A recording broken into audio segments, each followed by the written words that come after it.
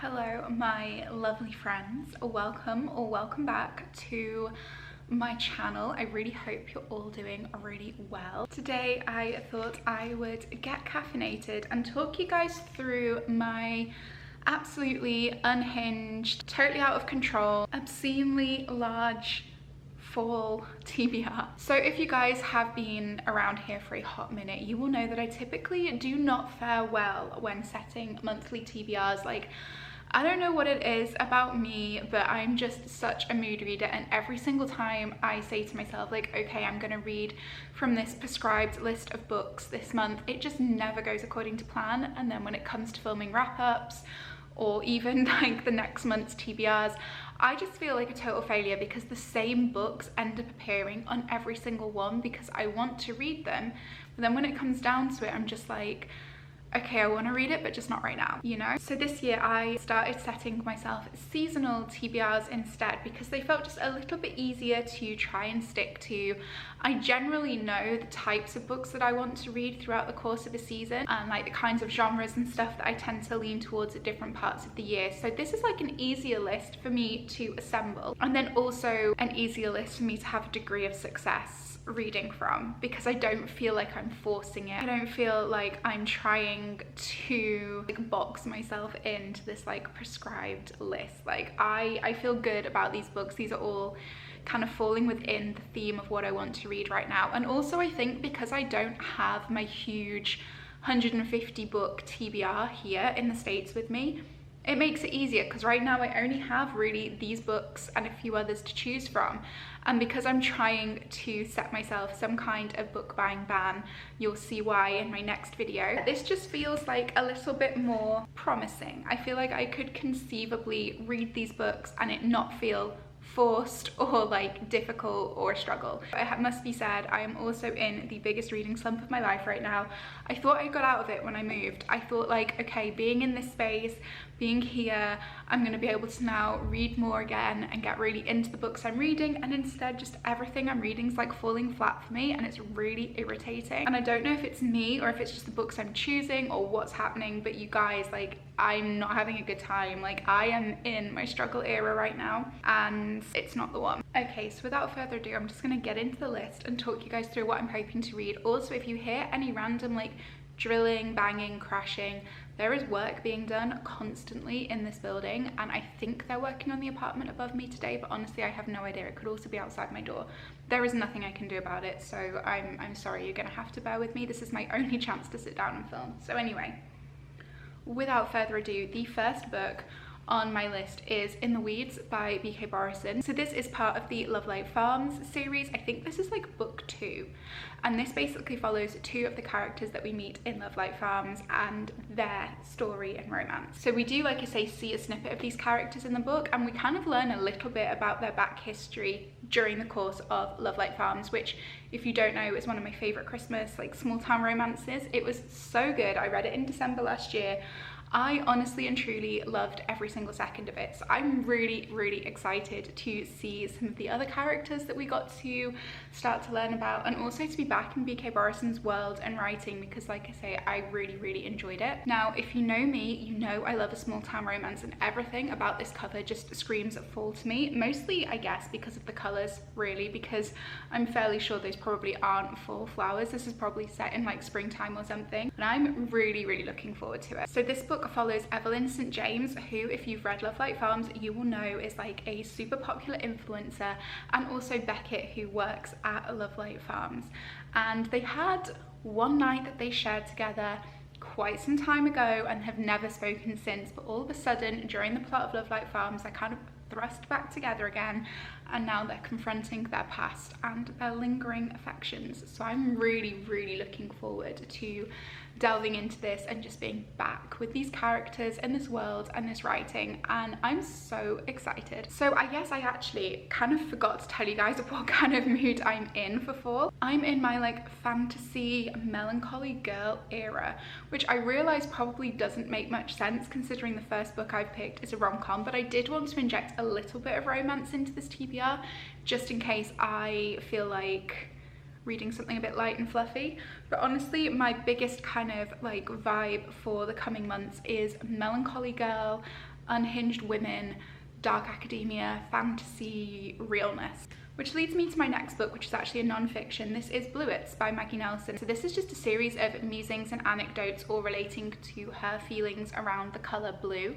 And this book was actually recommended to me by somebody I went on a date with at the start of the month, who basically said that this book had changed his life. So obviously the second someone tells me a book is life-changing, I absolutely have to pick it up. So this is just a short little read. I don't think it's going to take me long at all, but I'm hoping it's going to include some, you know, really poignant quotes and moments that are going to stick with me for the future, because I do love finding like anecdotal little books like this that really do like affect the way that I think and feel, and you know, really have the power to change my mindset. I think that's so incredibly powerful. We have a chunky boy on the list next. Now you guys will know at the start of this year I read War and Peace, and it has very quickly become my favorite book of all time, like ever.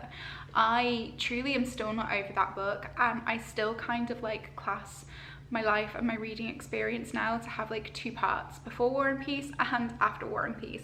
So because I'm kind of in my chunky classics girl era, I wanted to try The Count of Monte Cristo by Alexandre Dumas. So this is the OG revenge story and follows a guy who has been wrongfully imprisoned for a crime he didn't commit. And basically he then spends his life wanting to effectively ruin the lives of the three people that put him in jail. And we love that it takes place over such a huge amount of pages. Like, this guy, he really did say, I am going to do the most to destroy these people. I'm honestly so excited to read this. I've heard that it is quite witty, that it is a very enjoyable classic, that it's not too heavy and isn't too difficult to read. And I love that from my classics, I'm not gonna lie to you. I know that War and Peace doesn't necessarily have that reputation, but I definitely think that with classics, and especially with translated works of fiction, it all depends on the translation that you pick. And I personally really love the Penguin Classics translations because I find them a lot more accessible than some of the others. I read War and Peace in the most recent Penguin Classics edition, and it certainly made the language choices and just sentence structure a lot easier for modern readers to comprehend. So I'm kind of hoping that the same can be said for The Count of Monte Cristo. You guys will have seen me talking about a few of these next books on my recent book haul, so apologies for kind of the repetitive nature of the next couple of books, but the next one on my list is episode 13 by Craig DeLuey, and this is basically about a paranormal investigation TV series, and this particular book focuses in on episode 13. So it basically takes the concept of found footage and translates it into literature rather than obviously visual media.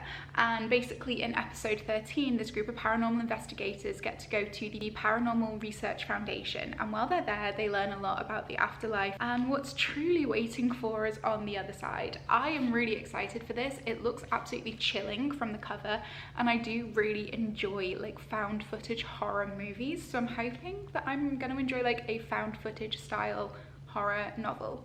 But I figured this is just going to be perfect for those kind of spooky fall vibes. I kind of feel like I don't want to read this when I'm alone though, and considering I now live alone, that could be potentially problematic, but you know, we move. Then we have Masters of Death by Olivia Blake, which I'm so excited for because if you know me, you know I love me some Olivia Blake. So this basically follows a vampire who is a real estate agent, and the house that she is trying to sell is haunted. Now the ghost that happens to be haunting the house was actually murdered, and until he manages to solve the mystery of his own demise, he refuses to move on. So our main character vampire, who I believe is called Fiona, enlists the help of a medium to help solve this problem. So from what I've heard, this has a huge cast of supporting characters that are all fabulous supernatural creatures, and I'm so excited to delve in. I absolutely adore Olivia Blake, and this edition is absolutely stunning. Like, look at these end pages, I'm obsessed. Like, this is the Barnes & Noble exclusive edition. And yes, my first ever Barnes & Noble exclusive, so can we just take a minute to embrace this moment. Then we have The Idiot by Elif Batuman. Now, so what I've heard online is that this is actually quite sad, and I didn't realise this when I was picking it up. Honestly, when I first picked it up, it was just purely for the vibes and the aesthetics. I'm not even gonna lie to you, like, I'd heard it was good, but then it looked like this, and so I was like, okay, I want it even more now, because while I do obviously adore literature more than anything else on the planet, I'm also a sucker for like aesthetic books and, you know, creating and curating a beautiful kind of like bookshelf and Instagram feed, like, I'm not gonna lie. So that's another reason why I wanted to pick this up. But the fact is it has actually got obviously incredible reviews as well, and I'm really looking forward to reading it. And the fact that now it has kind of like sad girl vibes is making me definitely even more excited to pick it up. So from what I understand, this book is set in 1995, and it follows a foreign student who is going to Harvard, and I believe she's studying law. This is around the time that email's created, so I think a lot of this book is supposed to take the format of emails, like back home maybe. So she ends up going back home during the summer, and I believe like this also heavily kind of just details her experiences as a student and kind of her time at Harvard and then her time like away from Harvard and the realities of both. It says here that her summer doesn't resonate with anything she has previously heard about the typical experiences of college students, but rather is the beginning of a journey further inside herself, a coming to grips with the ineffable and exhilarating confusion of first love, and with the growing consciousness that she is doomed to become a writer. So I think this is going to be very heartfelt, very coming of age-esque, and I am really excited to kind of delve in and see what it's all about. Next up's actually a reread for me. We have My Dark Vanessa by Kate Elizabeth Russell. So this book basically follows our main character Vanessa, and as we join the story, it's in the present day, and Vanessa is part of a breaking news story about a professor at a local college who groomed her when she was studying. But this actually runs across like two different timelines. We have the present day timeline, which is Vanessa coming to terms with what happened to her as a young girl and navigating her continuing relationship with the professor who did groom her. And then you've also got the past, which is showing that relationship developing over her course of studying at college. Now, as I'm sure you can tell from the synopsis, this is a very, very dark book. It's very triggering, it's very upsetting, and it's a very difficult read. And the first time I read it, I definitely wasn't at a very good place in my life, so I was also struggling, I think, mentally anyway. So I'm excited to kind of reread it in a much healthier mindset and just general space. I think it's going to be really interesting to delve back in and see if I get anything different from it this time. I really, really enjoyed this book though. This was a 5-star read for me the first time I read it, and I'm really curious to see if it stays a 5-star read, and also just curious to kind of see, yeah, what I make of it this time around. It is also loosely based upon Lolita by Vladimir Nabokov as well, so if you have read that book, you will definitely get more from this, and if you haven't read that book, I definitely recommend reading it, because although it is also incredibly disturbing and just a very, very heavy like book to read, it is also one of the great works of literature, and I fully support reading it, but just obviously go into it knowing what you're going to read, and the same with this one as well. So we have a couple of non-fiction picks now, which I am really, really excited for. So one of them's a reread, and I'll speak about that one very quickly first. I feel like this one's going to be one that everyone is probably quite familiar with as well, and that is Just Kids by Patti Smith. So I actually read this for the first time, I want to say back in either 2016 or 2017 when I was living in London, and it was a very like transformative experience for me. I really loved immersing myself in Patti Smith's journey of her arriving in New York, of her making such an incredible and eclectic group of artistic friends, and kind of her coming of age and her figuring out herself and her journey alongside Robert Mapplethorpe. So at the time, like obviously I just moved to London, and I was also kind of just finding myself and really desperately wanting to be creative and find myself artistically. And although I kind of didn't really manage to do that, I think this book really did help with my general settling in, let's say. Now obviously I've just moved to Miami, and I'm definitely finding myself more creatively now, and so I feel like this is going to be a really good time to delve back into this and just kind of reignite that spark within me. It's also just a very, very beautiful and heartwarming and also heart-wrenching story with stunning images as well throughout, and obviously being in Patti's own words, like it's just a love letter to her younger self and a love letter to the people who were so instrumental in her becoming who she is now. So I highly recommend picking this book up if you haven't already. I know it's been all over Instagram and all sorts of social media, but I definitely recommend it. Then we have The Lonely City by Olivia Laing, which is a series of art-inspired essays all kind of dealing with the theme of loneliness. So in this book, Olivia Laing is in her, I think, early to mid-30s, and she's just moved to New York on her own, and so obviously there's a lot of parallels between where she is at in this book and where I'm at currently, being my early 30s and just moving to Miami alone. I thought this would be a really like transformative time to read this, and I thought I'd maybe be able to relate to a lot of the themes that are kind of discussed within this book. Like I said, this is very heavily art related, so a lot of her work deals specifically with the subjects of art or is heavily inspired by works of art, artists, etc. And I'm really excited to see kind of like how that weaves in with the theme of loneliness, like if she's going to be talking about specific pieces or how specific pieces are making her feel within the context of where she's at in her life. I absolutely adore art, so for me this is just like an extra treat having that theme like woven in, and I'm really excited to read it. I've heard some really good things about this, and like I say, I think it will definitely be quite relatable, hopefully, to where I'm at currently in my life. And then finally on the non-fiction we have the unabridged journals of Sylvia Plath. I adore Sylvia Plath. I've read The Bell Jar, and again, transformative, one of my favourite books of all time. So I've been actually wanting to get my hands on this book for the longest time, and it's actually out of print in the UK, so it's very difficult to get your hands on unless you want to order it from America and pay, you know, crazy shipping. So I just thought I'd wait and get it when I got here. So this is a very thick book, and this is literally just her journals as they are, and I adore her writing, so I think it's going to be beautiful, but also knowing the journey that Sylvia Plath went on in her life, I think it's also going to be very sad. I've seen some quotes from this as well on Instagram recently, and they're absolutely heartbreaking, so that's going to be a very interesting read. I think it is going to be very emotional, but I am truly excited to kind of try and understand a great literary mind a little bit better. I don't think this is a book to kind of sit down and read all in one go. I think this is definitely one that you kind of pick up and put down. So I think this will be kind of a companion to whatever fiction that I read over the course of the fall. But I'm really excited for the honour of being able to read words that she probably had never actually anticipated being published. I don't actually know, is it an honour or is it an intrusion? That's an interesting thought. Maybe that's something to ruminate on, you know. Is it right to publish journals posthumously? Interesting. Let me know in the comments what you think, actually, because I think that could be quite an interesting discussion that we could have, because I currently don't have an opinion on that, but actually the more I think about it, the more I wonder, is it too much of an intrusion into her private life? Who knows?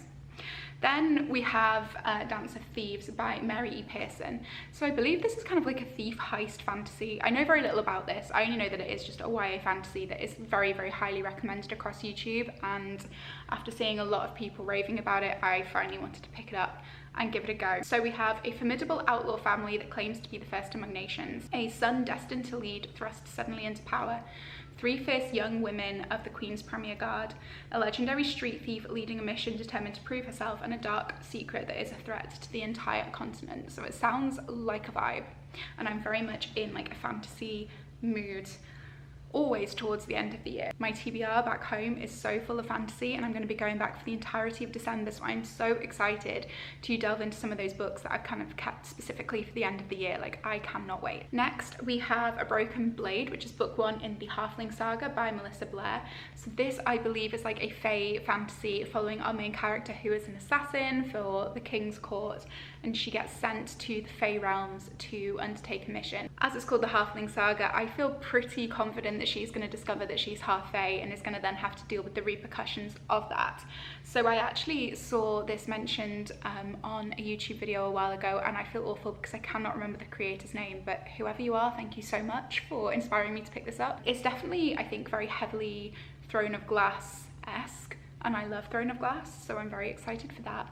But this particular creator said that it was absolutely fantastic and really sucked her in a way that fantasy hadn't done for a while, so for that reason alone I wanted to pick it up, because I'm also waiting for a fantasy series to suck me in the same way that ACOTAR did. I will say actually that The Serpent and the Wings of Night definitely did that earlier on this year, but now, you know, we're on like a break while we wait for the next novel to be released, and I need something else that's going to ignite that fire in me. So hopefully A Broken Blade will do that. Next up we have The Only One Left by Riley Sager, which is the newest release by Riley Sager, and another one that I know absolutely nothing about. I just picked it up purely because I enjoy Riley Sager. So I believe this is about our main character who is reduced to living in a wheelchair. She's in her 70s, and she hires like a home help who comes in, and I think she exclusively communicates through writing. So she ends up, I believe, just telling this home help about the real like reality that happened behind the supposed hauntings in her house, or crimes or murders or whatever that happened in her house. I don't really know a lot about this, but I want to say that like her family were murdered or something, and she's gonna finally tell the truth about what happened. I'm not sure, but anyway, like I said, I was sold the second saw it was by Riley Sager, because I love Riley Sager. So then we have Divine Rivals by Rebecca Ross, which is another one I know pretty much nothing about, but I picked up exclusively based upon the hype, because Fourth Wing was great and I loved that, and I picked that up exclusively because of the hype. So I'm hoping this is like another win for me. But I believe this follows two rival journalists working at the same publication, and I think that they're like writing anonymously to each other, and somehow the gods are involved. Are the gods at war? I'm not too sure, but yeah, maybe they are the divine rivals. Gosh. Then we have my 2 book of the month picks. So we have my August pick, which was The Vampires of El Notre. So this is set in Mexico and basically follows Nina, who was attacked by vampires when she was 9 and believed to be dead, but she survived. But her childhood love was kind of so traumatized by the events that he left before realizing that she had actually survived this horrific attack. And then many years later we join them both again as they're kind of thrust together during the war when the United States invaded Mexico. I don't really know how the rest of the vampire theme is going to fit in here, but I am stoked. I've heard good things about this and I'm looking forward to a little vampy action for fall. And then finally we have my September pick, which is The Intern by Michelle Campbell, and I believe this is about somebody who interns for a judge, and there's like a kind of conflict of interest situation where one of the cases that the judge is working on turns out to be about this intern's sibling, and then I think there's like people trying to kill the judge, and I don't know, it sounds really good though. It's supposed to be like a thriller, like a political thriller, and I'm very excited for that because I have never actually read a political thriller, but as you can tell I know very little about it. I'm just going to go in for the vibes, which tends to be how I prefer to read things now. I try not to go too much into the plot before I pick a book up, because sometimes I like to know next to nothing about it and then I have so much fun. But anyway, you guys, I hope you enjoyed this little TBR. It's not a little TBR, it's actually a huge TBR, but I hope you enjoyed it. Let me know what you guys are wanting to read for fall, if there's any more books I can add to my TBR based upon your recommendations. Don't forget to subscribe if you are new to my channel, and I will see you in another video very, very soon. Bye, friends.